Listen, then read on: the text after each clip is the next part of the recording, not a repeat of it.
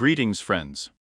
Operational situation at the front on the 1st of February. We will start with you according to the tradition of the Stingy-Lyman direction and finish with an interesting news background. It means that active military operations continue in the Kopinski direction. We have moved north of the Sinkovka positional character. It means that the Russian troops have made a number of attempts to advance along the railways again. There were attempts at railways, and also we do not record any changes in the forest area northwest of Senkovka. That is, activity has turned into positional combat operations.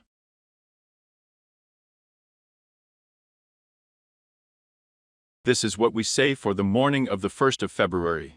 However, there are still active hostilities in the region, and obviously in the near future. Given that before the Russian troops manage to advance through the forest, they will take just the same flank strike as far as possible, and they are now going to attack Sinkovka from two sites.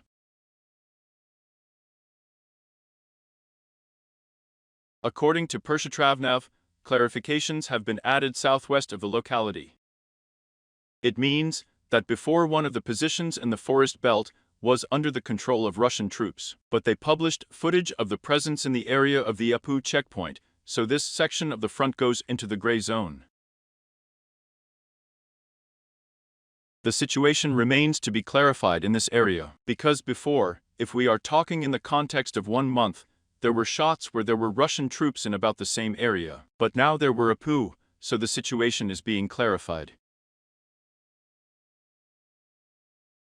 According to Ivanivka, Kislovka, Kotlyárovka, we do not fix any changes. According to the published drone footage from the Russian side, and from our side, it means that Russian troops are present near the road from our side.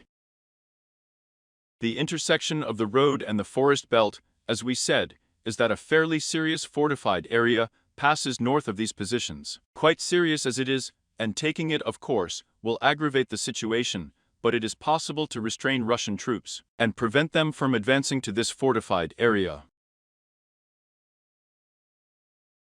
Active military operations are continuing in this sector of the front, and based on previous statements from the enemy, they were asked to comment because there are reports that they have risen to Kotlyárovka. This does not correspond to reality, at least if we are talking about visual confirmations of drone footage.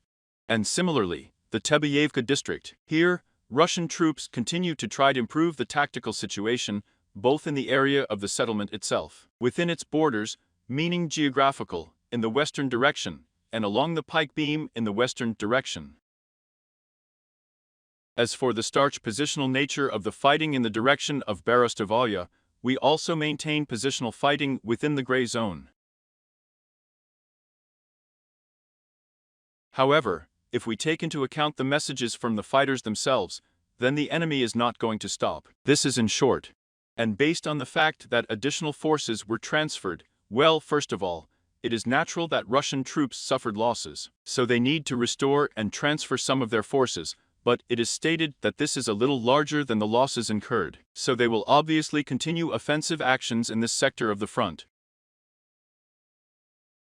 In any case, active offensive actions will be taken in the next week, and then we will look at the situation.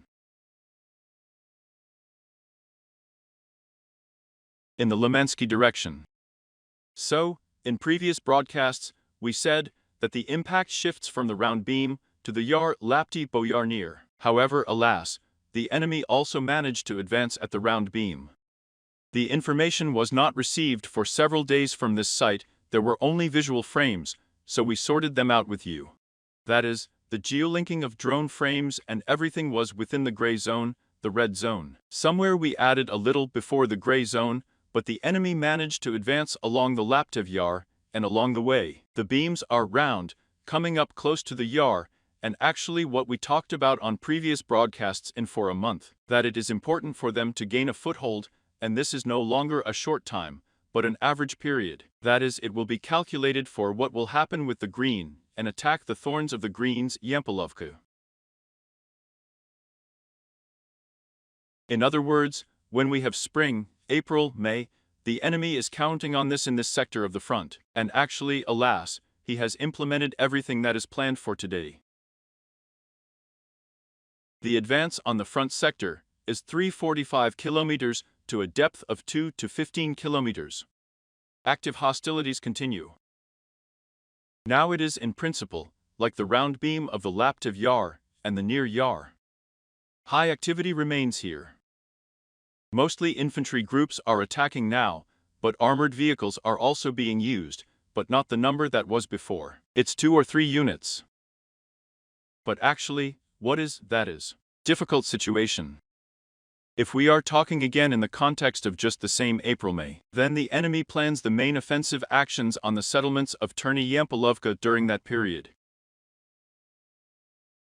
Therefore, in February-March he plans, if we start December-January, their progress, it stopped at some point. They managed to restrain, yes, but we somehow said that the enemy is waging a war of attrition.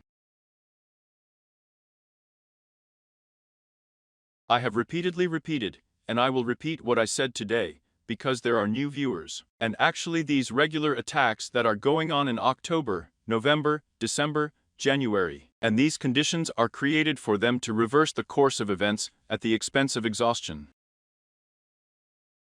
And yesterday, Western publications published an article saying that Ukraine is critically short of ammunition now. And naturally the enemy, realizing this, will push. Why do I say that the Kupiansky direction, in general, if we take the Kupiansky, Svitovsky, Lemensky direction, they, seeing the situation, will naturally push now, try to find the very gap in the defense, because there are known problems.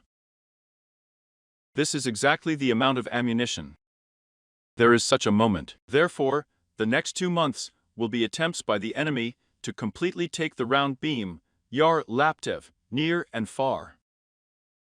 That is, to gain a foothold in Zelenka as much as possible, in order to try to attack the settlements of Terny-Yampolovka, taking into account their geographical location, complex topographic position, and supply, which in principle, there will only be 4 sections here, and this is quite difficult.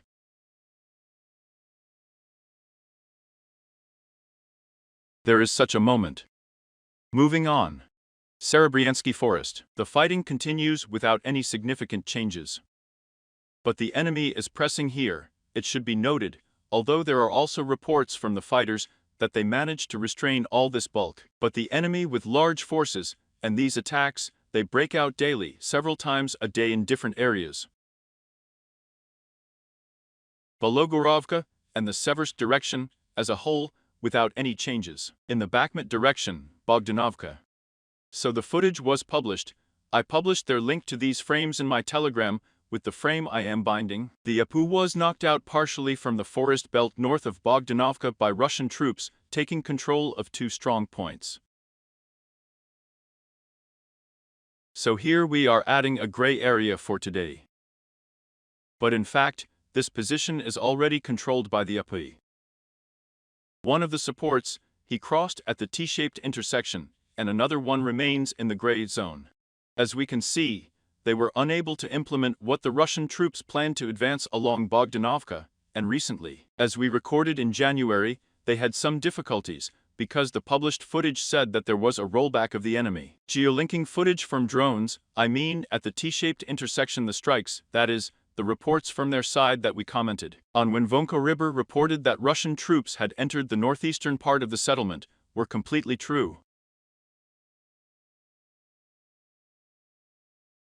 In other words, the situation has worsened a little. Nevertheless, local attacks of small assault groups, small groups, we have them to this day, both in the direction of Grigorovka and in the area of Bogdanovka itself. There are a number from the window, and accordingly west of Kromov, but they are already, as you understand, more positional in nature. And more clarifications have been added. At Kleshivka, footage was also published. It means that the enemy published the shelling of one of the buildings that was in the gray zone, and there were even reports that it was moving into the red zone, that is, they took control of it. Well, probably it didn't correspond to reality. So, according to the latest shots, this area is completely controlled by the Apu, so the situation for yesterday, the situation for today, small, but clarifications have been added. The main blow of the Russian troops, as I assume from the forecast that I published in my Telegram yesterday, in the evening, they will shift it to Ivanovsko. There will be not so much Bogdanovka, not so many ticks, as the main forces will try to put it on Ivanovsko, clearly on this locality, because there are reports from the AFU fighters that large forces are concentrated in Bakhmut, yes, and they are ready for offensive actions. Something is being postponed, it is clear. Somewhere, the Russian troops themselves face the difficulties that the AFU presents to them. But, if we are talking collectively along the front, then the situation is about the same here. We counted, for example, on the same situation as near Avdiivka, for example, as in the Kupiansk-Lymansk direction, to take it to exhaustion, and at some point find this gap, and try to wedge ourselves into the defensive orders. Therefore, this is the main task on the part of the Russian troops, taking into account the current type of combat operations, and how drones work. We will talk about this later, but a little later. As of today, we do not record any significant changes in the Avdiivka direction. The main military operations are still taking place in the area of Stepovoy, in the area of the Ivashkitu Garden Association, in the area of the position south of Veseloy, and accordingly, in the southern part of Avdiivka itself. Based on what is there, and the messages that are there, what is the enemy doing now again?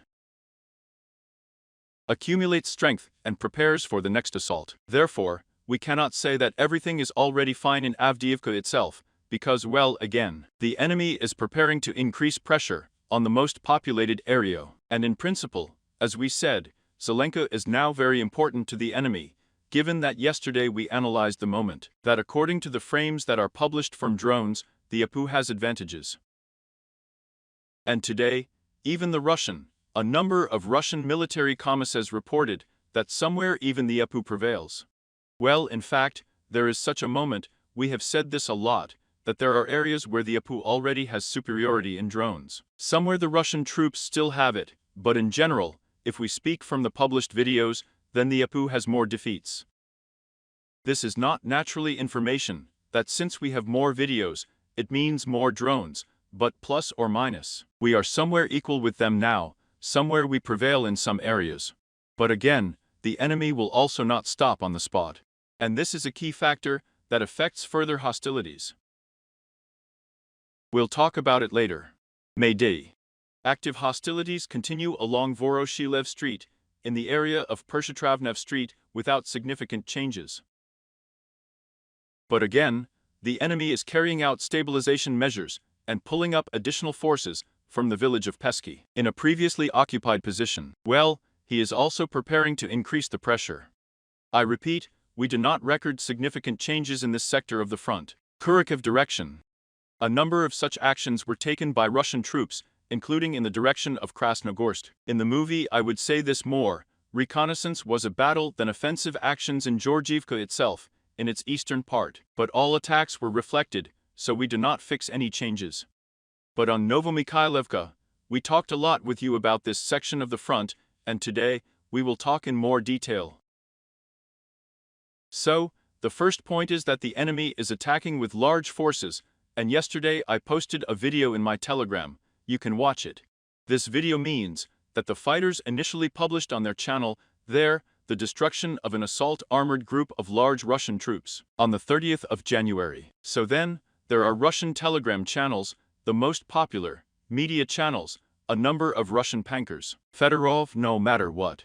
Let's say, a number of the most media military commanders have published that the actual Russian troops continue to advance in columns, and there the entire column was destroyed. In other words, more than 10 armored vehicles were destroyed within about 20 minutes, and the Russian troops suffered colossal losses. But unfortunately, they have partial success. There is one point in this that actually, yes, losses, but alas, there is a partial success. They complain that this is not possible, but for us this situation in the current situation, alas, is as acceptable as possible. When we destroy the enemy with the maximum number of armored vehicles, but at the same time, in fact, this maneuverable defense goes. When the AFU retreats to more advantageous positions without a fight, so as not to incur losses. Well, why did this video cause a resonance? Yes, because there are no shooting battles. The entire column was destroyed exclusively by drones. Not the whole column is there are 80% of the column, and about 65% of the personnel without shooting battles, exclusively by drones. But at the same time, the enemy, I repeat, has a partial success, which is unpleasant. But alas, this is so real today, and, unfortunately, this trend will be observed along the front. So let's look at the changes to the north of Novomikhailovka. We said that the enemy of the previous broadcast for 2 weeks of geolinking north of the Menagerie fortified area, south of the Menagerie fortified area. There were attacks and assumed that he would most likely hit one of the fortified areas from 2 directions, which is extremely important for him. Well, actually today, we are recording progress on a front section up to 1 and 3 kilometers wide, to a depth of about 900 meters.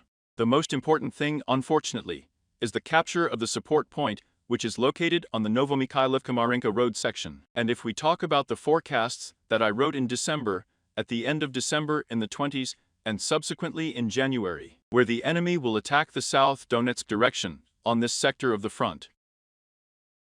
There the post was also published today in my Telegram, you can read it, and there is a link to the previous post, in which to the previous one. Well, in general, the chronology shows that the main goal of the enemy, as we assumed with you since December, it will be a garden partnership machine builder Avdievka. Russian troops will try to strike in their direction. That is, initially advance in the west, then in the southwest and south, in order to take positions that will allow him to take under partial fire control a section of the road Konstantinovka-Novomikhailovka, to avoid a direct assault on the settlement, but at the same time take control of our logistics, and create conditions under which again the so-called maneuverable defense, when it will be necessary to get out, so as not to suffer significant losses. But we say this for the worst-case scenario that the enemy is trying to implement. In any case, alas, today he partially succeeds. It is clear that he planned it for January, based on my forecasts and what I saw in December and published. It is possible to restrain him and inflict tangible losses on him with the same drones. But their superiority, as it were, gives them the opportunity to carry out these advances. In any case, they will try to take Novomikhailovka, as we said, into a semicircle, and approach the supply, the logistics of the road as much as possible. That is, to take at least partial fire control, not under full, but at least under partial, in order to take a settlement, and align the front line relative to it. Because they are planning, if we talk about what we know, offensive actions on Ugledar, I also gave this in my forecast. What will happen before the end of May? But there will be a blow, not to Ugledar itself specifically, but to try to advance to the South Donbass mine number 1, and, that is, to implement the same scenario under Ugledar as under Novomikhailovka. But for this, they need to take Novomikhailovka, possibly along Roskovaivka, because the main goal there will be a machine building and gardening partnership north of the Novomikhailovsky headquarters, and along the quarry also to level the front line. They have a number of difficulties. There are a number of positions that are quite strong at the so in principle they're tasked. In general, we will probably speak for the entire 24th year in this sector of the front, if we say it is Ugledar. But the main fighting will begin with the appearance of Zelenka. Well, in any case, let's say my opinion. This is the situation we have in the South Donetsk sector of the front. According to the Staromlanovsky, Veliko-Novoselkovsky direction, there are no changes. The Orekhovsky section of the front is unchanged, and I will comment on the markets. So, a number of Russian media personalities reported that the UPU managed to land at another site in the settlement itself. There are a number of positions that they have taken. Look, someone marks it with a gray area. There is no need to hurry, because there is still, do not forget, the activity of the DRG, sabotage and reconnaissance groups. We are not even talking about the area of the bridgehead, but in general, we are talking about the Kherson direction. The Tauride section of the front in the aggregate, that is, along the deeper, along the basics. Therefore, it cannot be said that the UPU has gained a foothold there somewhere. There is activity, there are strikes in the rear. The enemy also periodically rides on boats along this section of the front, trying to find certain points where he can implement some of his plans, worsen our supply situation. Therefore, we cannot say that we have gained a foothold. But in any case, I predict that there will be another bridgehead on the left bank of the Dnieper until the end of May. What I gave in the forecast. This is not for the market, but this bridgehead will be created in order to create a single bridgehead as much as possible. The enemy knows about this, and as Valery Zaluzhny himself said, it's hard to hide plans now. The enemy knows what we are planning. We know what the enemy is planning. Therefore, some adjustments are naturally made, taking into account weather conditions, taking into account changes in the type of combat operations, taking into account the saturation of the battlefield with drones. But plus or minus the plans are known to the enemy. Therefore, we will take a look. But the activity in the Rynnyk area is quite high today, while there is not the activity of the Russian troops that was before, which actually bothers them, because they understand that there may be an expansion of the bridgehead, and then a really active section of the front, and a complex topographic component where the APU will have an advantage at the first stage, but here, as it were, there is such a site that it will be difficult to counterattack and further advance the APU due to just the same topographic component,